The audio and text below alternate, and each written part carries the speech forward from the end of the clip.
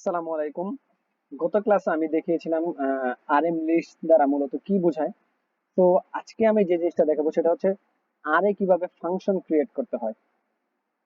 তো আজকে আমরা একদম বেসিক কিছু জিনিস দেখবো এবং ফাংশন ক্রিয়েট করার জন্য।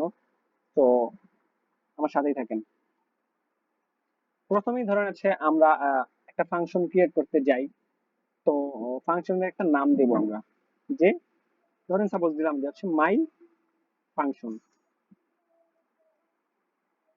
ঠিক আছে, দেন হচ্ছে আমাদের ফাংশনের যে ফাংশনাল ফর্ম, ওইটাকে আমাদের হচ্ছে কল করতে হবে। এটাকে কল করে আমাদের যে ফার্স্ট ব্রেকেট আছে, ব্রেকেটের ভিতরে আমরা আসলে যার ফাংশন ক্রিয়েট করতে চাই, ধরেন আমরা ছোটবেলায় পড়ছি এক্স ওয়াই জেড, তাই না? এক্স এর ফাংশন, ওয়াই এর ফাংশন, বা পড়তাম যে ওয়াই ইকুয়াল টু হচ্ছে এক্স স্কোয়ার প্লাস হচ্ছে 2x, এই টাইপ। তো আমরা এখন দেখবো যে ফাংশনটা ক্রিয়েট করতে চাচ্ছি কার ফাংশন, আমরা হচ্ছে ধরেন সাপোজ এক্স এবং ওয়াই। ঠিক আছে, দুইটা ভেরিয়েবল, দুইটা আর্গুমেন্ট দিলাম এই ফাংশনে।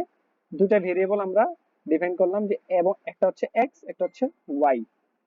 তো এক্স এবং ওয়াই এর ফাংশন আমরা ক্রিয়েট করব। তো ফাংশন ক্রিয়েট করার প্রথম হচ্ছে নিয়ম হচ্ছে আমরা ফাংশন লিখার পরে, ভেরিয়েবলটা হচ্ছে লিখার পরে, এদিকে ডিফাইন করার পরে সেকেন্ড ব্রেকেট দিতে হবে, দিয়ে এন্টার করলে এদিকে অলরেডি একটা ট্যাব চলে আসবে। যদি কারো ল্যাপটপে না আসে, একটা ট্যাব দিয়ে নিবেন।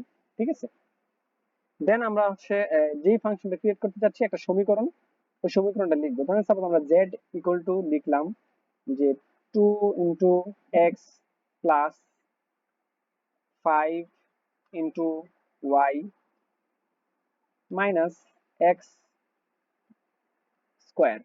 ঠিক আছে, এই একটা ইকুয়েশন লিখলাম আমরা। এই ইকুয়েশনে আমরা দেখতে পাচ্ছি যে ভেরিয়েবল হিসাবে আছে এক্স এবং ওয়াই। তো এক্স এবং ওয়াই এর যে ফাংশন আমরা ক্রিয়েট করছি একটু আগে, তা এখন যদি আমরা পরবর্তী লাইন হবে আমাদের রিটার্ন। রিটার্ন বলতে বোঝাচ্ছে যে আমরা যে ভেরিয়েবলটা এই জায়গার মধ্যে ডিফাইন করছি, নতুন একটা ভেরিয়েবল জেড, জেডটা হচ্ছে আমাদের ফুল যেই ফাংশন আছে, মানে সমীকরণ আছে, ওই সমীকরণের রেজাল্টটা হচ্ছে আমাদের জেড আকারে দেখাবে। ঠিক আছে, তো জেড হচ্ছে আমাদের একটা নতুন ভেরিয়েবল, যেটা কিনা হচ্ছে আমাদের ফাংশনে আমরা ভ্যালু ক্রিয়েট করলে বা ভ্যালু যদি ইনপুট করি, ওই ভ্যালুটা হচ্ছে আমাদের সমীকরণে গিয়ে ক্যালকুলেট করে আমাদের যে রেজাল্টটা দিবে, ওই রেজাল্টটা হচ্ছে জেড আকারে প্রকাশ করবে। ঠিক আছে, তো ওই জেডটা হচ্ছে আমরা এদিকে আগে ডিফাইন করে দিলাম।